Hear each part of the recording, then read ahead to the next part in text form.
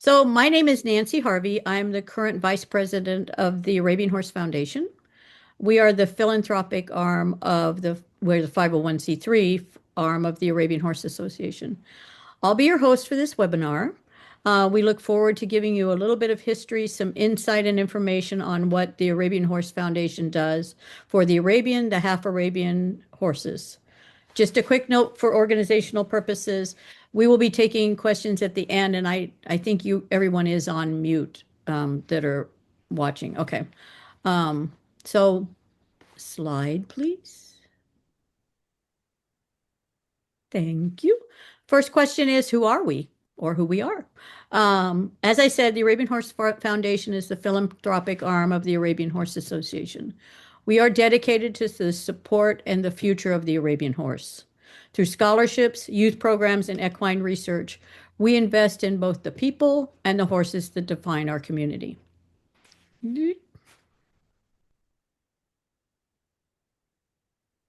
Our purpose is to ensure that Arabian horses thrive for generations to come. We do this by supporting youth involvement in education, funding equine research, and strengthening the Arabian horse industry. We were founded in 1979. The foundation was established with an ambitious goal to have $1 million to fund support areas not covered by the then International Arabian Horse Association. It was originally created as a separate entity from IAHA. After 2001, we strengthened our relationship with the now AHA and have worked in close partnership with them for the past 25 years. Returning to discuss our original goal of having $1 million in support for our leaders and our beloved horse, we're very, very proud to let you know that we have achieved that milestone. But we didn't achieve it without spending money. And along the way, we have made some meaningful impact on both youth development and the care and the health of the Arabian horse. Each year, we award approximately $50,000 in support of youth programs and research. Over the years, we've awarded about $500,000 in scholarship support, and through the channels I'll discuss later, about $200,000 in research grants. Yep. I'm the sound for the moving to the new. There you go. We're investing in our next generation. We support our young leaders through educational scholarships, youth judging contests, scholarships and programs, and the recognition of programs like the Youth of the Year. We award both name scholarships, which are honoring notable individuals in the Arabian horse industry, as well as general foundation scholarships. This year alone, we will have awarded over $25,000 in general foundation scholarships. We will have additional scholarships to be awarded at the Youth Midsummer Nationals so that our total is projected to be over $50,000 in scholarship payout alone. In addition to these, we will continue to support the Youth of the Year and youth judging programs. As I said, I am your host, and you don't want to listen to me the entire time, and you really don't want me to sing. So I'm going to have some of our scholarship recipients tell you how the foundation scholarships have impacted their lives. So first, we'll have Audrey Mosby. Hi, thank you for having me. I feel very honored to be here and just to talk about how I received one of the general scholarships through AHF and how it's just really helped me in my schooling. I'm currently a junior at Midway University in Kentucky right now, and I've received one of the AHF scholarships for 3 years in a row. And I would not have been able to attend school without that help. I heavily rely on scholarships to attend school. And it's just been a really good support for me. I'm currently getting my degree in equine studies with a focus of barn management and business and sales as well. I get a scholarship to ride on their varsity Western riding team in the horsemanship and the ranch riding. And overall, this has just been, I would not have been able to have the experiences I've had these 3 years without the scholarship help. I've gotten to work in some incredible farms, gotten to do incredible internships. This past summer, I worked at Spy Coast Farms in the Rehabilitation and Fitness Center, working with Olympic level horses to get them back in full health again. And just being able to have that support from AHF, who, with the Arabian Horse Association, that's been a big part of my life. I've been ridden Arabian horses since I was 6 years old. Um, it's just been something that I've just had my whole life, and the support has just been astronomical. I would not have been able to attend school without the help of these scholarships. And I'm very grateful for every year that I've won one. And it's just been something that's really helped support me in my goals to graduate with this degree. So, yeah. Thank you. And now, thanks, Audrey. And now we'll have Michaela Clement, who will tell us about how the foundation has helped her. Hi everyone, my name is Michaela Clement, more widely known as Mac. I am from Region 12 in Florida. I was honored to have received the AHA 2025 Youth of the Year scholarship. It allowed me to go to the 2025 AHA convention in Reno, Nevada, where I was able to accept my award, network with the industry leaders, and sit in on the meetings. It exposed me to the new ideas, perspectives, and opportunities that I would not have had the access to otherwise. This experience strengthened my confidence and helped me to better define my goals for the future. It also provided me with the incredible opportunity to travel to Salt Lake City, Utah, where I attended the American Horse Youth Council Symposium. This experience had a meaningful impact on both my education and personal growth. Attending the symposium allowed me to expand my knowledge of the horse industry, develop valuable leadership skills, and connect with other passionate youth from across the country. The Arabian horse industry means a great deal to me. It has taught me responsibility, dedication, and perseverance, the qualities that continue to shape who I am today. Being a part of this community has inspired my future aspirations, and I hope to continue growing within it and eventually give back as an equine veterinarian. I am incredibly grateful for the opportunity and for the support that has helped make me and take me another step forward in achieving my goals for the future. Thank you so much, Michaela. I think our future is in great hands with those two. I believe we have a couple more that will be included in the video part of this in the for the online. Hello, I'm Carrie Miller and I'm from Mount Crawford, Virginia. I currently go here at Northeastern Oklahoma A&M College in Miami, Oklahoma. I'm currently on the horse judging team and the livestock judging team. Actually, a couple weeks ago, I signed to transfer to WT after I graduate here in May. There, I'll be pursuing a degree in animal science with a minor in ag business to receive my bachelor's. I'm a recipient of the 2025 Arabian Horse Foundation scholarship, as well as one in 2022 for being on the high overall 4-H horse judging team held at the horse judging contest at Arabian Nationals. As well as I competed in this year's contest there at Arabian Nationals and was 6th overall. Arabian horses have helped me develop skills as a rider. As I've grown up, I started off riding my mom's old show horse, Orange Request, and have moved up. And in the last couple years of 4-H, I was riding her half Arabian show horse, Magnetic Design. Overall, the Arabian horse seems to provide so much to everybody, especially throughout history. And in the future, I'll plan to move home and hopefully own an Arabian ranch horse or cow horse. That way I can work more cows at home and then show it in the future. Thank you. Hi, I'm Dr. Ashley Lounsbury, and I was the 2018 recipient of the Arabian Horse Association Award and Scholarship. I'm originally from Springfield, Illinois, but this scholarship helped me financially as I pursued a degree in animal science at Iowa State University, which eventually led me down the path to a degree in veterinary medicine, which I completed in 2025. The connections that I made in the Arabian Horse Association have helped me along the way as I pursued my dream of becoming an equine veterinarian, and now as I am an equine practitioner in the state of Wisconsin. I'm incredibly grateful for everything that the Arabian Horse Foundation and Arabian Horse Association has done for me, and I plan to remain an active participant in the Arabian Horse Association for years to come, and Arabian horses are certainly my favorite patients. Now we're going to highlight some research. This is where Nancy generally brutalizes words. So I'm apologizing in advance when I kill the names of some diseases or.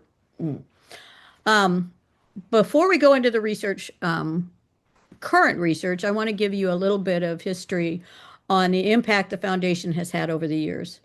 The Arabian Horse Foundation has helped fund equine research through collaborations with some of the top veterinary hospitals, veterinary research programs.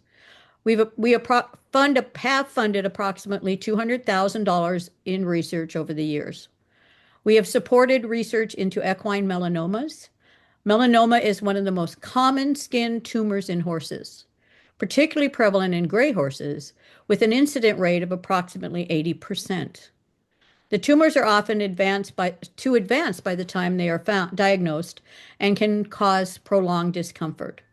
While watchful waiting was once the standard approach, research funded by the Arabian Horse Foundation has helped to shift the paradigm and improve treatment outcomes. Here's the one I'm going to kill. Equine cerebellar abiotrophy, also known as CA, research done by Dr. Cecilia Pineda at the University of California in Davis. The foundation has supported research that has led to commercial testing and significantly reducing the number of CA-affected foals. Lavender foal syndrome. This research done by Samantha Brooks, Dr. Samantha Brooks from Cornell University, funded critical research that enabled the development of a DNA test to identify carriers and prevented breeding two carriers, therefore reducing the disease incident. We've also supported research into juvenile idiopathic epilepsy, also done by Samantha Brooks when she was at the University of Florida. Equine metabolic syndrome, also done by Samantha Brooks, again when she was at the University of Florida. This one I'm not even going to try. It's OAAM. Okay, I'll try it. Occipital ataxial malformation. This was done by Dr. Carrie Fino at the University of California in Davis. The effect of hoof trimming on the medial, lateral, and dorsal palmar load distribution in Arabian horses. Dr. Babak Faramarzi at Western University. And we did help when there was a devastating fire, I believe, at Colorado State University. The foundation helped with the rebuilding of the Equine Reproduction Laboratory Fund. So again, now that I've crucified all those names, we'll get somebody that's a little smarter than I am by a long shot. It's very much my honor to introduce Dr. Elaine Norton, DVM, MS, PhD, DACIBIM, and LAIM. She's an associate professor of comparative biomedical sciences at the Nancy Fairlink Laminitis Research Center at Mississippi State University. She will be joining us to talk about her equine metabolic syndrome study in Arabian horses. Dr. Norton. Thank you so much for that introduction. And I still butcher a lot of those words, even having been a veterinarian for 20 years now. So no shame whatsoever. Feel much better. But I am very honored to talk to you all about the research that we've been doing and what's been supported by the foundation, which we are tremendously grateful for. So if we can slip to the next slide. Excellent, thank you. So I think I don't need to preach to the choir at this point. We all know that equine metabolic syndrome is very important in the Arabian horse, and it is the leading cause of laminitis. And it's important for me, particularly, I grew up with Arabian horses teaching me how to ride and teaching me how to be patient and a good equestrian. And I lost my first horse to laminitis from metabolic syndrome. So it's been my passion to be able to find ways that we can either prevent this devastating disease or at least understand it a little bit more in the Arabian horse. And so starting out, as I said, we don't need to preach to the choir, right? Like we all understand that metabolic syndrome and laminitis are important in Arabians. But when I start talking to some other people, they actually would consider Arabians a low risk breed for metabolic syndrome, which to me is, very shocking because I would consider them a high risk breed. And so that made me start thinking like maybe there's a difference in metabolic risk between whether or not a horse is a Western performing horse versus an English performing horse versus a broodmare or a stallion, or whether they live in the United States versus another country. And so really taking into this idea of not only their environment, but also their genetics, whether or not they're more Polish bred, Egyptian bred, Russian bred, things along those factors. But no studies have been done looking specifically at those risk factors in Arabian horses. And so we started to be able to collect samples from Arabians across the country. And what we found is that we were actually very limited in the number of Western horses that we had represented in our population. So if we can flip to the next slide. Excellent. So we wrote a grant for the Arabian Horse Foundation, and we're funded to be able to go out and sample an additional 63 Arabian horses that were actively training in the Western discipline. And so we ended up doing a lot of different metabolic testing on these horses. So if we're going to select to the next slide. So all of these horses had full metabolic testing done. So we did baseline levels where we looked at their insulin. So when we think about metabolic syndrome, it's changes in their insulin and glucose dynamics. So we looked at their insulin. These horses also tend to be on the heavier or overweight and obese side. And so we looked at things that measure changes in their fatty acids, including triglycerides and leptin and something called non-esterified fatty acids, as well as looking at body condition score. And then what we know about horses with metabolic syndrome is they also tend to get not only just generalized fat, but they tend to get it accumulated in certain areas. So we also looked at the amount of fat that they were accumulating in their neck, or what's called a crusty neck score. We then did an oral sugar test and looked to see how their insulin was being handled by basically a controlled amount of sugar. So if we eat a Snickers bar, we have an insulin peak that's going to happen about 60, 90 minutes later. We all get the sugar rush and then we get the sugar crash. And so we are literally monitoring to see what that sugar rush is doing for these horses and how they're responding. So we sampled them between May and August, and then we ended up with about 17 mares, 35 geldings, and 11 stallions. And so if we put that together in our full population, if we want to move to the next slide, that gave us a total of 940 Arabians within the study. So it is the largest study that has been done in Arabian horses looking at EMS and their risk factors. And so as I mentioned, one of our big ideas was, okay, is there a difference in what we call a group or a discipline that changes how they have risk for metabolic disease? And is that based on their environment or is that based on their genetics? So in our whole population, we had just over 200 English horses. We had 146 Western, including those that we were able to get based on this funding. We had 37, what I like to call jack of all trade lesson horses. So these are the horses that do English, they do Western, but they're really training those beginner riders or those riders learning to canter. We then had 69 halter horses. These weren't performance halter, these were regular halter horses. We had 80, kind of what I like to call our weekend warriors. So those are our trail riding horses and the ones that get mainly ridden on the weekends. 26 breeding stallions, 285 brood mares, and then 46 horses that were either retired or just not working. And so that's how we divided them up. Now, y'all, it's the end of the day, so if you haven't had enough coffee, you might have noticed that those numbers did not equal 940. I didn't do the math, but they don't equal 940. It's because populations or groups that were less than 20, we excluded out because they're just not powered enough to give us the numbers. So we had like 8 endurance horses. And so those numbers are excluded, but they're included in our bigger population. We're talking about prevalence. And so again, looking at how prevalent are these high risk factors for metabolic disease and obesity, big crusty necks, insulin, and then insulin after an oral sugar test and triglycerides. And so I don't have a pointer, so I'm going to do my best. We're just going to focus on that first line, and then the next couple of slides are going to be pulled out. And so in all 940 horses, what we can see is that 28% of them were obese, so had a body condition score greater of 8. 58% had a large crusty neck. 12% had high insulins on baseline. 15% had an abnormal oral sugar test, which means they had insulin dysregulation or EMS. And then 19% had really high triglycerides or high fatty acids, so not able to regulate their fat metabolism. And so let's break this down looking at those subgroups. If we go to that next slide. Perfect. And so when we look at the breeding stallions, now one of the things I want to mention here is that these are stallions only used for breeding. If a stallion was in the population that was competing, if it was a Western, it went into that population. So these are only the ones that are being used for breeding. And so what we can see is, not surprisingly, they had the biggest crusty neck scores because those stallions get those really big, beautiful necks, right? So they have that big, proud, crusty neck.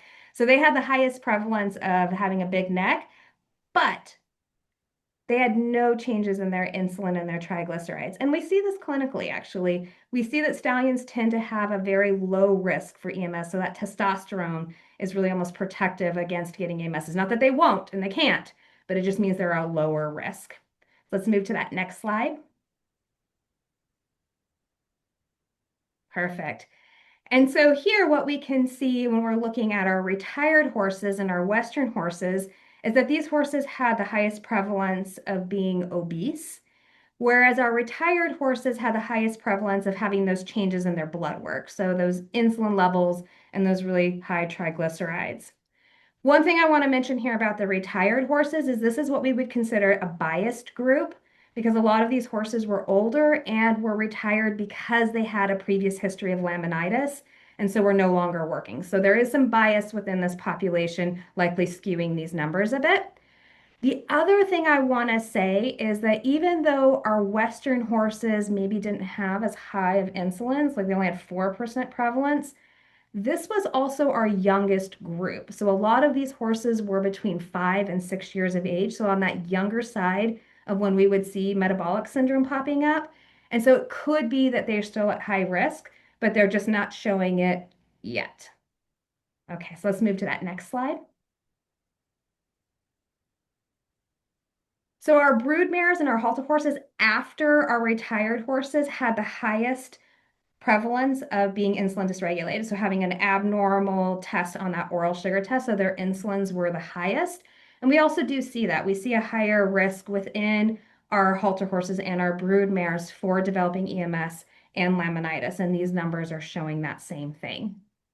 And let's go ahead and move to that next slide.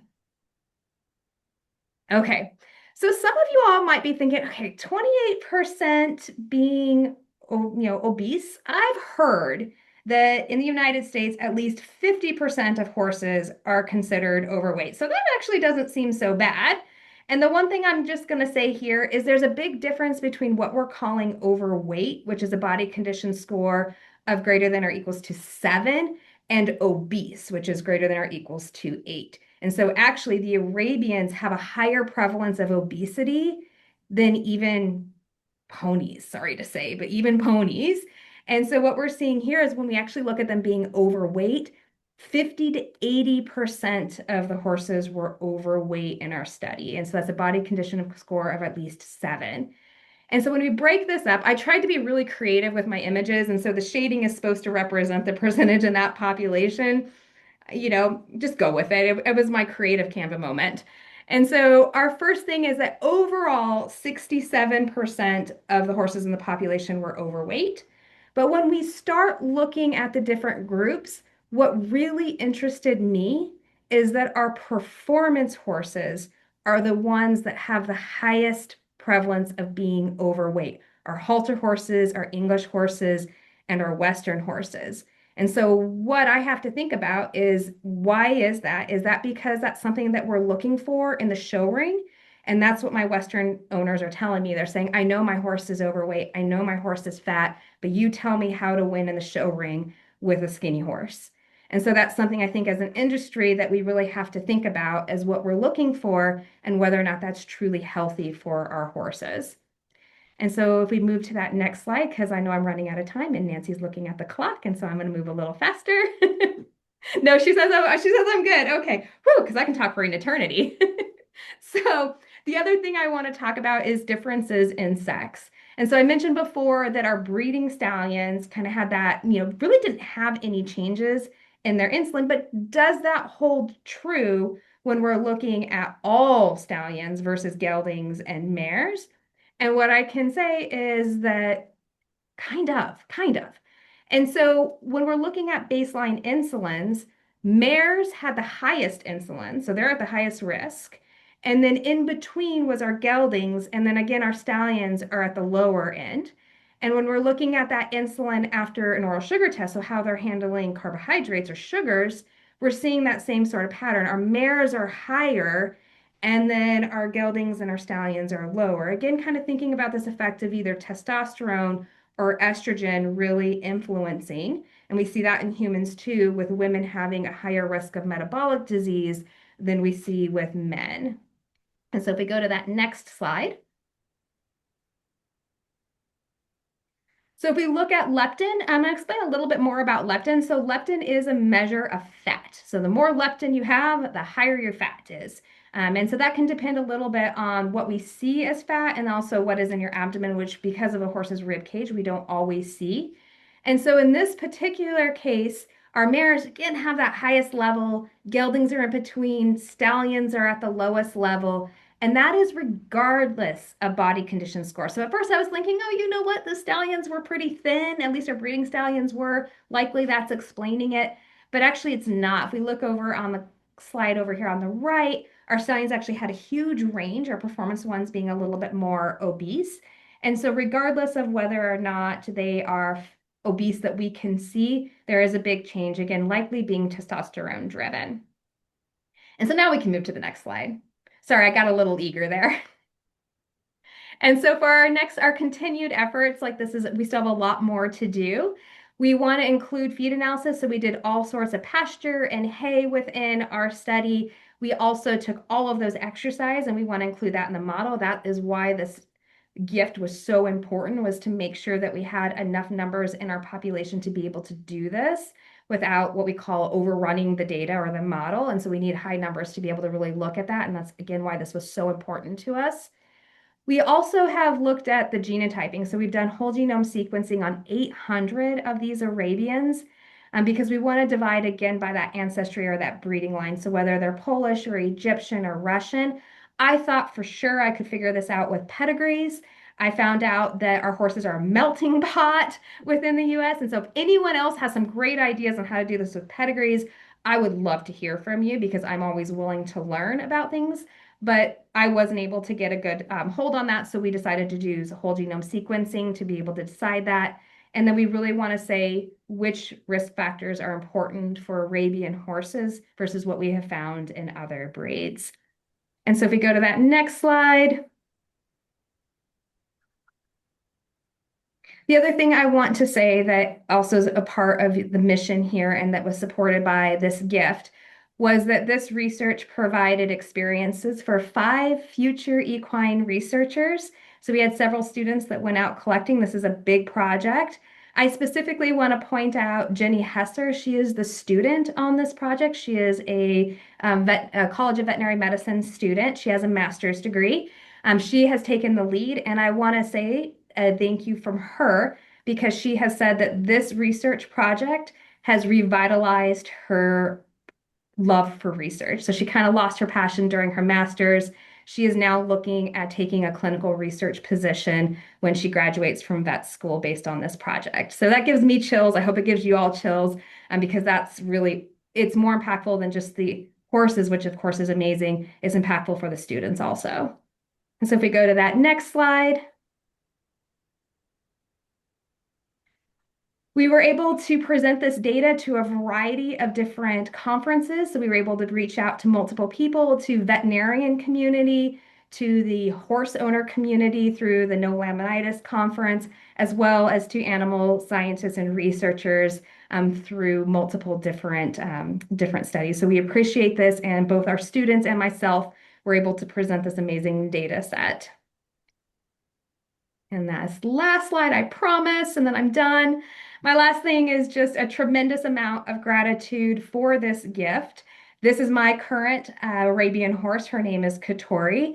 And so from my horse to your horses, we just want to say thank you because this research will not only keep her from developing laminitis, it'll also keep other Arabians from developing laminitis. And so again, I cannot thank you all enough for making this possible. And I'm done. I promise I'm done.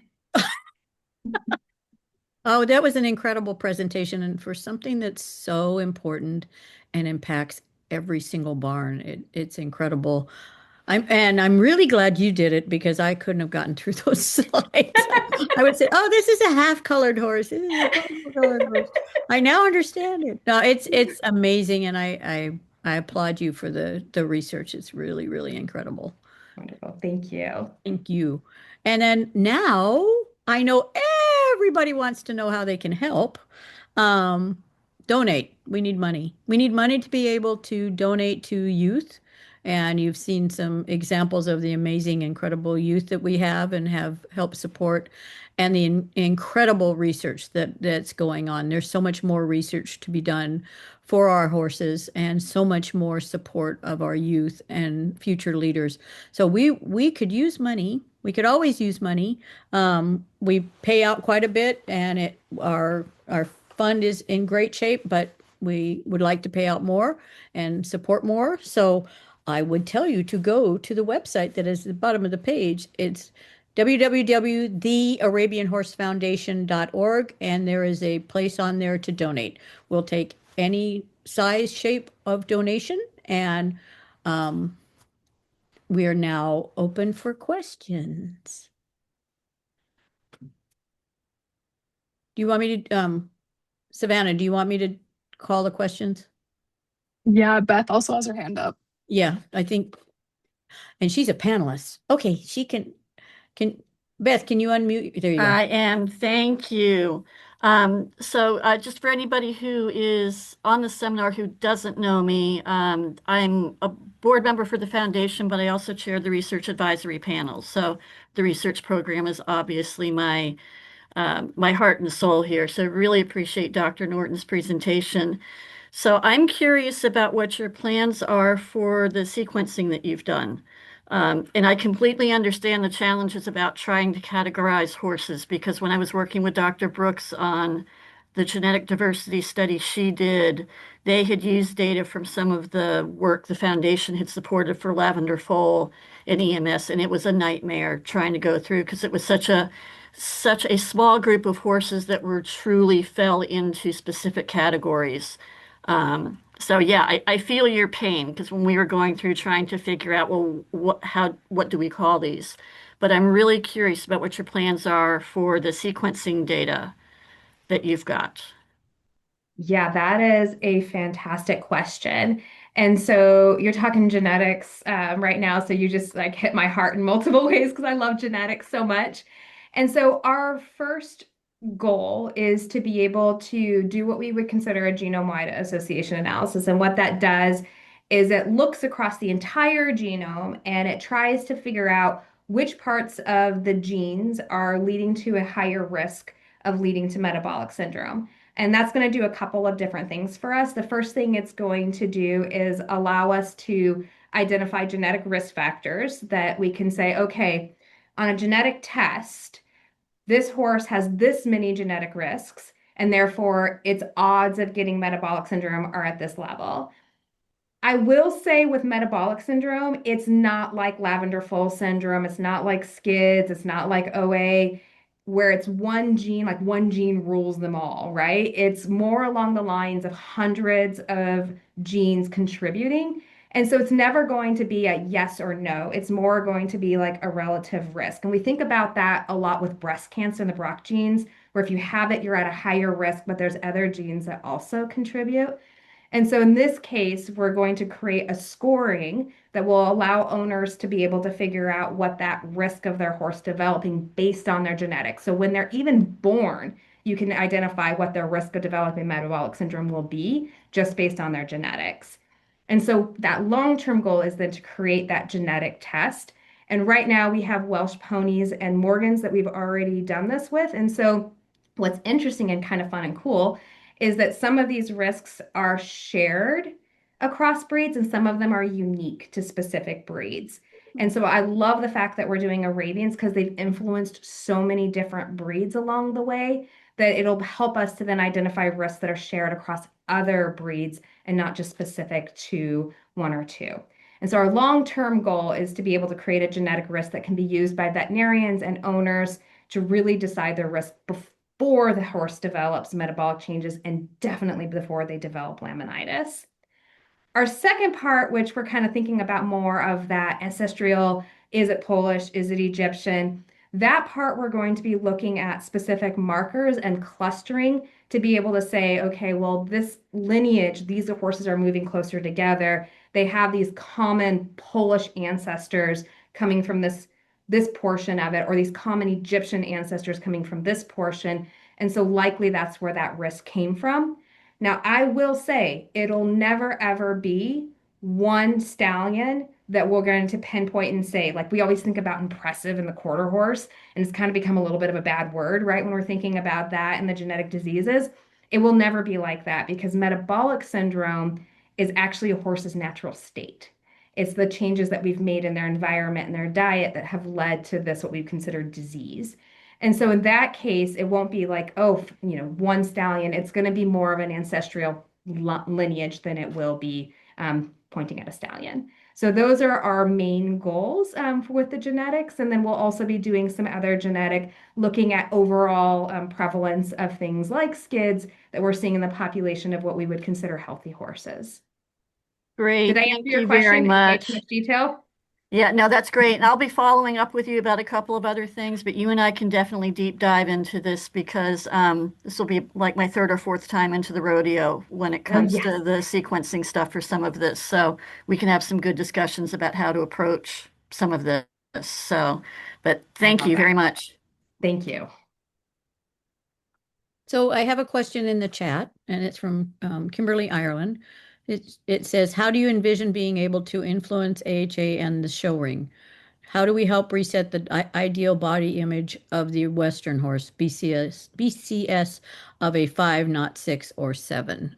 I can only answer that that would be in the direction of the Judges and Stewards Commission, not necessarily the research. We can give them the research. You can give them the research numbers, and we'll let them know that 80% of our horses are overweight or obese. That's for, I believe, our Education Evaluation Commission to work with the judges to change the criteria back. Did that help you, Kimberly?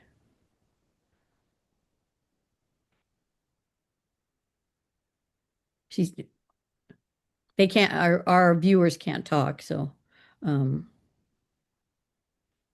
if anybody has any other questions, you can either type them in the chat, or there is a Q&A at the bottom of the screen.